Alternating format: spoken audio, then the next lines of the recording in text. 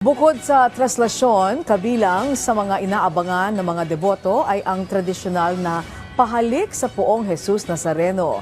Ayon sa pamunuan ng Quiapo Church, ilang pagbabago yung patutupad ngayong taon para matiyak ang mas maayos na sitwasyon. Bukod dito, ibinahagi rin ang pagbabago sa gagamiting andas para sa traslasyon. Ang mga yan alamin natin sa sentro ng balita ni Denise Osorio. Isang kritikal na bahagi ng traslasyon ang Quirino Grandstand sa susunod ng mga araw dahil dito gaganapin ang pahalik at ang pagsisimulan ng lakbay ng andas patungong Quiapo. May mga ilang pagbabago sa pahalik ngayong taon. 3 na ang magiging pila. Mas magiging kontrolado ang paggalaw ng mga deboto.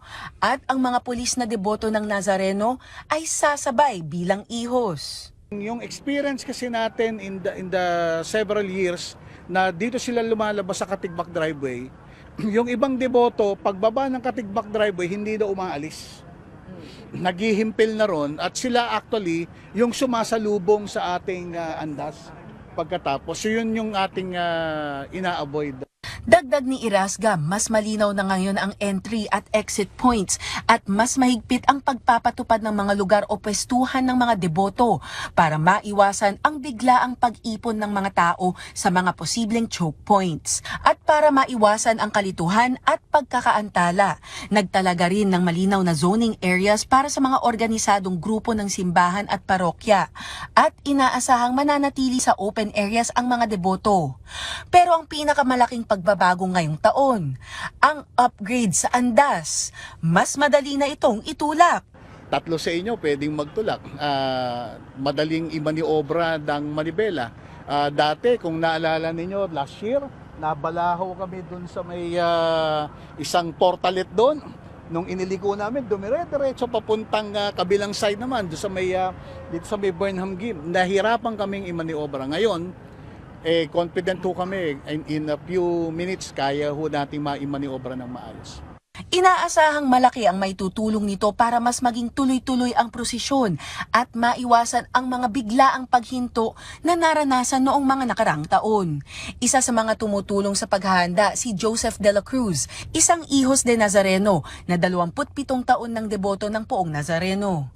Para sa kanya, ang serbisyong ibinibigay niya para sa traslasyon ay hindi lang pisikal na gawain, kundi bahagi ng pagbabagong buhay mula sa personal na pagsubok tungo sa aktibong paglilingkod sa kapwa. Sa karanasan ko bilang ihos, yung pagiging deboto nasa puso natin. Nakaagawa tayo ng mabuti sa kapwa natin. Nakakatulong tayo sa kapwa natin. Kung meron tayong mga kasamang naliligaw ng landas, napapangaralan natin, isa siyang halimbawa na maituturing natin.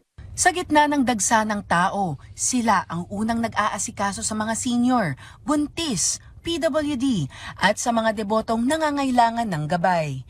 Panawagan ng simbahan para sa mga makikiisa sa Miyerkules. Sa mga kapatid nating deboto na magsasadya sa pahalik, magbaon po tayo lagi ng mahabang pasyensya dahil po dadaan natin sa maayos na proseso ang lahat.